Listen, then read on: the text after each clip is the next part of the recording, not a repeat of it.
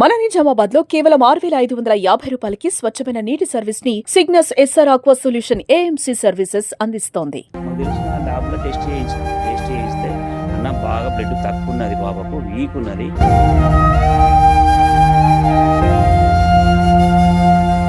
3.5-4 లక్షలు ఒక్క పాపకు బాబుకు వస్తుందంట. అది మా అదృష్టం బాగా తక్కువైపోయి దేవుడు మంచి చూడక మాకు వచ్చింది. రోక్ వస్తుందా, బ్రెయిన్ బిడ్ అవుతుందా, కిడ్నీ ఫెయిల్ అవుతుందా, ఇదొకటి.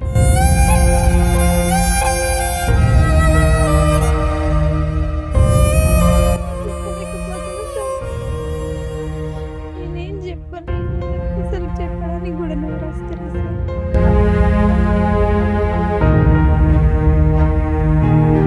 Welcome to Suman TV.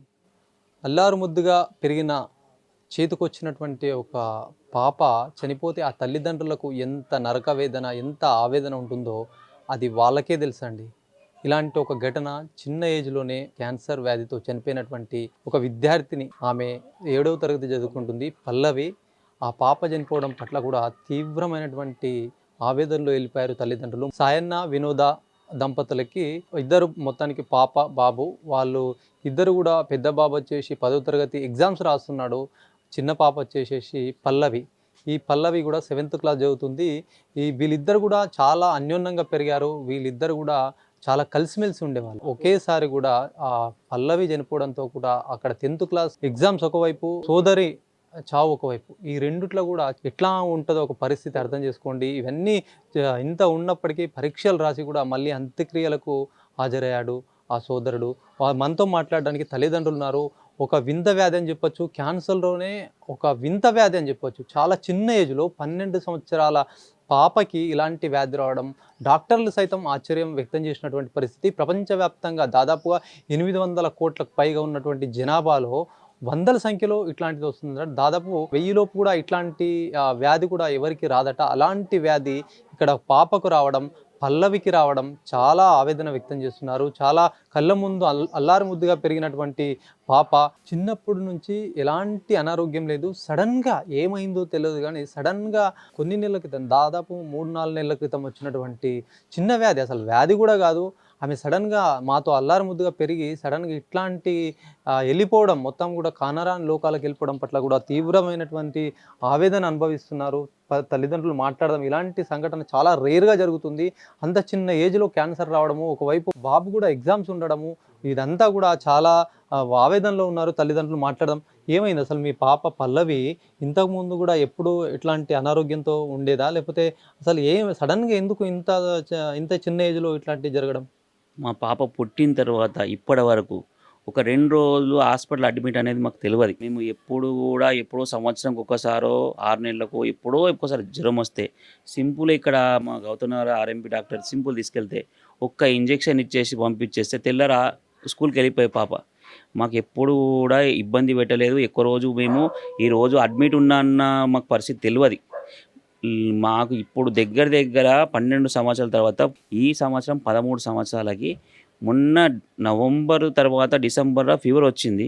Fever వస్తే మామూలుగా జనరల్ని చూపించినాం. కాకపోతే ఏంటంటే మళ్ళీ ఫీవర్ వస్తుందంటే కొంచెం మాకు తెలిసిన ల్యాబ్లో టెస్ట్ చేయిస్తే అన్న బాగా బ్లడ్ తక్కువ ఉన్నది, పాపకు వీక్ ఉన్నది, బ్లడ్ ఎక్కియాలి, లేదంటే మంచి ఎండి డాక్టర్ చూపించారంటే మేము ఇక్కడ నిజామాబాద్లో కల్లివాడిలో కర్ణాకర్ సార్ దగ్గర తీసుకుపోతే సార్ ఏమన్నాడు, పాప వీక్ ఉంది, మరి బ్లడ్ ఎక్కిస్తారా సార్ అంటే, నేను ఆటో డ్రైవింగ్ చేస్తే సార్ లోకల్నే ఉంటా, మీరు ఏమైనా మెడిసిన్ రాయండి, నేను చెప్పిన మెడిసిన్ మొత్తం వాడతా, ఫ్రూట్స్ జ్యూస్ కూడా తాగిపిస్తా అంటే ఓకే మరి అని చెప్పేసి అంటే సార్ మెడిసిన్ రాసిండు, డైలీ జ్యూస్ తాగిపించినాం, మంచి మందులు వాడినాం, పాపకు ఫుడ్ కూడా మంచిగా పెట్టినాం, కేర్ తీసుకున్నాం. పాప ఒక 20 డేస్లో మంచి క్యూర్ అయిపోయింది. మాకు ఎటువంటి ఇబ్బంది లేకుండే. ఒక 2 రోజుల్లో స్కూల్ పంపుదామన్న టైంలో పాపకు మంత్ పీరియడ్ వచ్చింది కాబట్టి ఆమె పీరియడ్ స్టార్ట్ అయింది. చాలా అయిన తర్వాత 1 డే 2 డేస్ 3 డేస్ అయిపోయింది. 4 డేస్కు బాగా ఇబ్బంది అయింది. ఇబ్బంది అయితే మా భార్య ఏమనంటే కొంచెం పాపకు ఇబ్బంది అవుతుంది ఎట్లనే అంటే ఒక మేడం స్పెషలిస్ట్ దగ్గర తీసుకుపోయి మాట్లాడి చూపిస్తే ఆ మేడం ఏమన్నదంటే మళ్ళీ టెస్ట్ చేసింది. చేసేసరికి పోయిన నెల టెస్ట్కు ఈ నెల టెస్ట్కు మళ్ళీ టెస్ట్లలో ఫరక్ వచ్చింది. ఆ మేడం ఏమందంటే సార్ కొంచెం మీరు కేర్ తీసుకొని జాగ్రత్త తీసుకొని కొంచెం టెస్ట్లలో ఫరక్ వస్తున్నదంటే మాకు అసలు అర్థం కాలేదు. అప్పుడే మాకు ఏమో అర్థం కాక మా తమ్ముడికి ఫోన్ చేస్తే ఎంబటే మా తమ్ముడు వచ్చిండు. మళ్ళీ ఇదే కన్నక సార్కి అడిగితే కన్నక సార్ ఏమనంటే ఇవి టెస్టులు మీరు హైదరాబాద్లో అవుతాయి, మినిమం 30,000 చిల్లర ఒక టెస్ట్ ఉంటుంది, చేయించుకుంటే మాకు అర్థమవుతుంది, మనం మందులు రాయొచ్చు, లేదంటే హైదరాబాద్లో ట్రీట్మెంట్ చేసుకుంటే నేను మా తమ్ముడిని పిలిపించిన, మా తమ్ముడు వచ్చిండు ఎంబడినే ఫుడెన్స్ హాస్పిటల్ కిరణ్ సార్ అని చెప్పేసి ఆ సార్కి చూపిస్తే సార్ ఎంబడినే హాస్పిటల్లో అడ్మిట్ చేయించుకున్నాడు, వాళ్ళు చేయించుకొని 2 రోజులు ఉన్న తర్వాత హైదరాబాద్ నుంచి ఒక నరేష్ సార్ అని వచ్చిండు, ఆంకాలజీ స్పెషలిస్టు క్యాన్సర్కి సంబంధించి. ఆ సార్ 50% చెప్పిండు, రిపోర్ట్ల మీకేం చూస్తారు క్యాన్సర్కి సంబంధించి టెస్టులలో కనిపిస్తుంది, మీరు ఒకసారి హైదరాబాద్ వస్తే మీకు తెలుస్తుంది అంటే మేము కొంచెం భయపడ్డాం, అసలు ఈ పాపకి మాకేంది, మాకు ఆందోళన ఎవరికి లేదు ఇట్లేందని బాధపడ్డాం. అయితే మా సార్ కిరణ్ సార్కి నేను 1000 సార్లు కాలు మొక్కాల, ఫుడెన్స్ హాస్పిటల్ మొత్తం స్టాఫ్ కూడా మాకు ఫుల్ సపోర్ట్ చేసిర్రు. అయితే మాకు తెల్లారి శనివారం భరత్ సార్ వస్తాడు, హైదరాబాద్ నుంచి భరత్ సార్ యశోద హాస్పిటల్ నుంచి వస్తాడు, ఆ సార్ మీరు కలవండి, ఆ సార్ చెప్పిన తర్వాత మీరు చేసుకోండి అంటే సార్ వచ్చిండు చూసిండు, మీరేం టెన్షన్ పడకండి, ఇవాళ రేపు క్యాన్సర్ అనేది నార్మల్ అయిపోయింది, టెన్షన్ పడకండి, మీరు పొద్దున 8:30కు సోమవారం పొద్దున ఉంటే నేను టెస్ట్ రాస్తా, ఆ టెస్ట్ మీద మీకు అర్థమైపోతుంది అంటే ఆ టెస్ట్కు పొద్దున 8:30కు మేము వెళ్ళినాం. ఆ ఫీజు కూడా 30,000 చిల్లరేముంది, మా తమ్ముడు కట్టేసి టెస్ట్ చేయించినాం. అవి 72 అవర్స్కు రిపోర్ట్లు వస్తాయి. ఫిర్బీ సారు సాయంత్రం 5:30 అట్లా టైంలో ల్యాబ్కు ఫోన్ చేసి అడిగితే సార్ సారీ అని చెప్పేసి నన్ను పిలిపించుకొని కూర్చుండబెట్టి ఏదైతే మేము చాయిస్ చేయలేమో దాదాపు 99% ఏఎల్ఎల్ వస్తుంది, దానికి ట్రీట్మెంట్ ప్రతి ఒక్క దానికి ఉన్నది. ఏఎంఎల్ అనేది మినిమం 50 సంవత్సరాలు దాటిన వాళ్ళ పెద్దవాళ్ళకి వస్తుంది. ఏఎంఎల్ అనేది వేరు రాదు. ఇప్పటిదాకా ప్రపంచంలో కూడా అందరి విషయంలో తీసుకుంటే 1100 పిల్లలకేమో వచ్చింది, అలా మా పాప. దీనికి ట్రీట్మెంటు నేను నెలకు 2 నెలలకు 3 నెలలకు 50 లక్షలు ఖర్చు పెట్టి ఇంటికి తీసుకొని వచ్చినాక కూడా మళ్ళా నెలసరి వచ్చేసరికి పాపకు వస్తే ఏ దానికి గ్యారంటీ ఇవ్వలేరు. ఇంత మటుకు గ్యారంటీ కాదు, ట్రీట్మెంట్ చాలు చేసినాక 7 డేస్లో స్ట్రోక్ వస్తుందా, బ్రెయిన్ బెడ్ అవుతుందా, కిడ్నీ ఫెయిల్ అవుతుందా, ఇదొకటి. దాని తర్వాత 6 డేసు ఒక ట్రీట్మెంట్, 9 డేసు ఐసోలేషన్లో ఒక రూమ్లో వేసేస్తారు, ఒక జీవశవం లెక్క ఒక తోలు బొక్కనే మిగులుతుంది, ఒక కొమ్మలే ఉంటారు. ఇవన్నీ తట్టుకొని మంచి కణాలు చెడు కణాలు అన్నీ చచ్చిపోతాయి. తర్వాత కొత్తగా రక్తం పుడితే ఆ తర్వాత ఏమవుతుందని తెలియదు.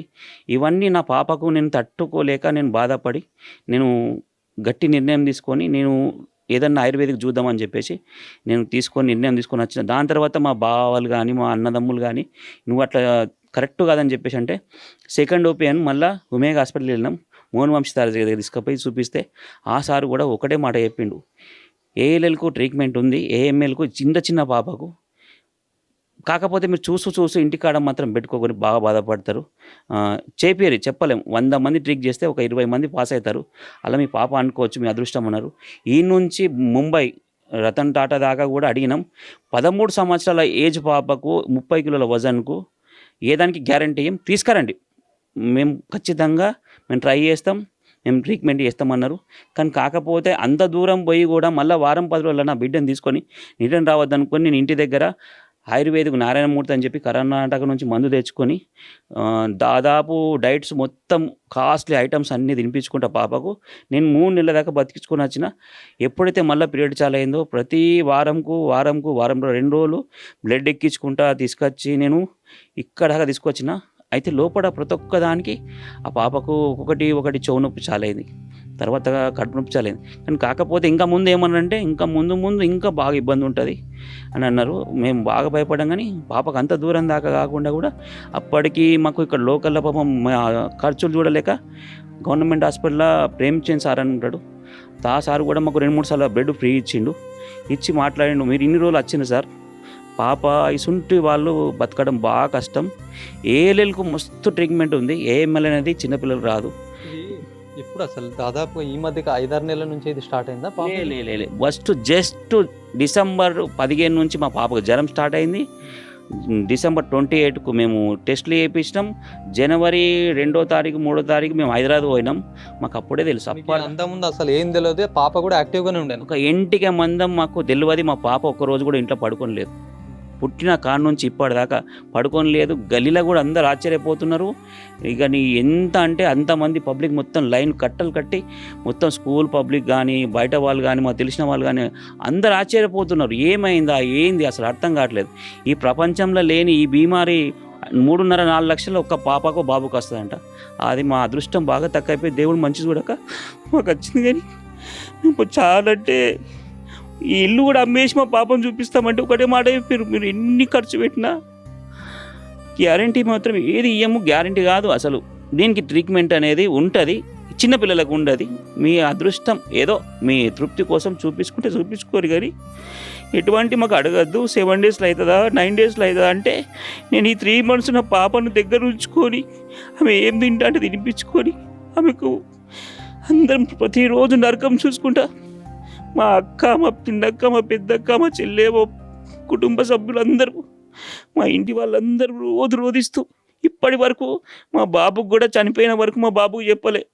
ఎందుకోసం అంటే 10th క్లాస్ డిస్టర్బ్ అవుతాడని చెప్పలే. చాలా అంటే నరకం, దేవుడు నరకం చచ్చినాక ఎట్లా చూపిస్తుందిలే, కానీ ప్రస్తుతానికి మేము నరకం చూస్తున్నాం.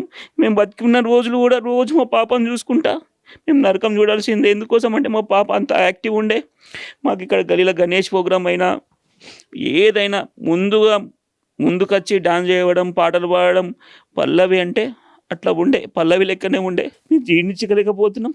చాలా అంటే చాలా బాధపడుతున్నాం. దీనికి ఇంతకు మించి మేము ఏం చెప్పలేకపోతాం.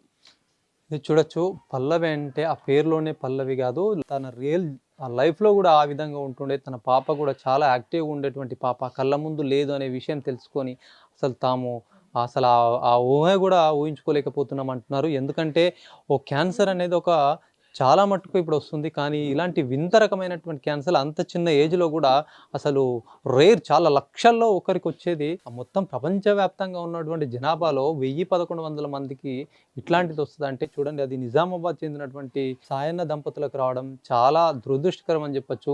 ముఖ్యంగా తన పిల్లోడు కూడా 10వ తరగతి చదువుతున్నాడు, ఎగ్జామ్స్కు డిస్టర్బ్ అవుతుందని చెప్పేసి వాళ్ళకి ఈ విషయం కూడా దాచిపెట్టినటువంటి క్రమం చూడొచ్చు. తల్లిదండ్రుల లోపల ఉన్నటువంటి ఎంత బాధ అయినా ఓర్చుకొని దిగమింగుకొని తన పిల్లలకు హాయిగా ఉంచాలనే తపన ఉంటుంది చూడండి. చాలా హ్యాట్సప్ చెప్పొచ్చు. అలాంటి క్రమమే ఈ సాయన్న దంపతులు అని చెప్పొచ్చు. మరి మీ బాబుకి ఎట్లా మరి ఎగ్జామ్స్ ఆ రోజు పాప చనిపోయిందనే ఎగ్జామ్కి అట్లనే వెళ్ళారా? ఆల్రెడీ సాయంత్రము అదే వాళ్ళ స్కూల్ ప్రిన్సిపాల్ స్కూలు చీసేక్ హాస్పిటల్ మేడం వాళ్ళకి చెప్పినామంటే మేము ఇప్పటిదాకా మా బాబుకు చెప్పలేము. ఈ వరకు మా పాప చనిపోయే రోజు దాకా మా పాపకు బ్లడ్ తగ్గింది, వీక్ అయింది, నీకు కొంచెం వీక్ అయినా బెటా అని చెప్పినాం. కానీ నీకు ఈ డిసీజ్ వచ్చింది బెటా, నీకు క్యాన్సర్ ఉన్నది, నీకు ఏమన్నా అవుతుంది అన్న మాట కూడా చెప్పలేము. ఆమె నాకు కాకుండా వాళ్ళ మమ్మీకి అడిగింది, మా అత్త అలా మా అక్క చెల్లెళ్ళకి అడిగింది, ఎందుకు డాడీకి ఇంతమంది పరిచయము, ఎవరికైనా చూపించి ఇన్ని పైసలు ఖర్చు పెడుతుండు, గిట్లా నాకు బ్లీడింగ్ ఎందుకు తగ్గుతలేదు, నేను ఎందుకు వీక్ అవుతున్నా అని ఆ ప్రశ్న కూడా నాకు అడిగింది.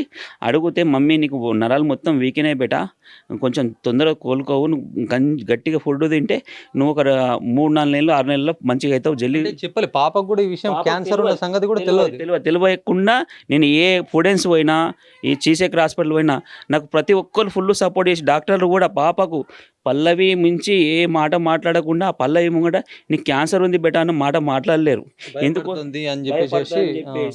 ఎందుకోసం అంటే ఈ డిసీజ్ తెలిస్తే పాప ఇబ్బంది పడుతుందని వాళ్ళు కూడా దిగమిందుకొని ఆ పాపకు ఒక చిన్న సంత పిల్ల లెక్క ట్రీట్మెంట్ చేసిండ్రు. అక్కడ కూడా ఎవ్వరు నర్సులు కానీ బయట వాళ్ళు కానీ ఏదైనా డబ్బులు ఇస్తే కూడా రూపాయి తీసుకోలేరు. అంత మంచి ట్రీట్మెంట్ చేసిండ్రు. ఫోడెన్స్ వాళ్ళ మీరు చెప్పండి మా అమ్మ మీతోటి చాలా ఏదైనా తల్లికి బిడ్డ చాలా ఆప్యాయంగా ఉంటుంది, మీకు అసలు ఎట్లా ఉంటుండే ఆ పల్లవి మీతోటి? నేనేం చెప్పలేకపోతున్నా సార్, నేనేం చెప్పలేను, నాకు అసలు చెప్పడానికి కూడా నోరు వస్తలేదు సార్. చూడొచ్చు తల్లి ఆవేదన, ఎవరికి రాని అలాంటి వింత జబ్బు తమ పాపకు రావడం కూడా చాలా ఆవేదన వ్యక్తం చేస్తున్నారు. మరి ఒకవైపు కూడా లక్ష్మీ గణసాయి సోదరుడు సైతం కూడా 10వ తరగతి ఎగ్జామ్ వరకు కూడా చెప్పలేదంటే, ఒకవైపు పరీక్షలను దృష్టిలో పెట్టుకొని తల్లిదండ్రులు ఆ ప్రభావం తన విద్య మీద పడద్దు, చదువు మీద పడద్దు అని చెప్పి ఒకవైపు, మరి తన పాప ఏదైతే పల్లవి ఉందో పల్లవికి కూడా ఎలాంటి ఇబ్బంది కలగద్దు, ఆమెకు తెలిస్తే మరో మానసికంగా కూడా బాధపడుతుందని చెప్పి చెప్పలేక కూడా తల్లిదండ్రులు కుమిలిపోయి కడుపులో తన బాధనంతా దిగమింగుకొని పిల్లల కోసం ఇంత చేస్తున్నప్పటికీ తమ పాప తమ కళ్ళ ముందు లేకపోవడం చాలా దిగ్భ్రాంతిగా ఫీల్ అవుతున్నటువంటి పరిస్థితి.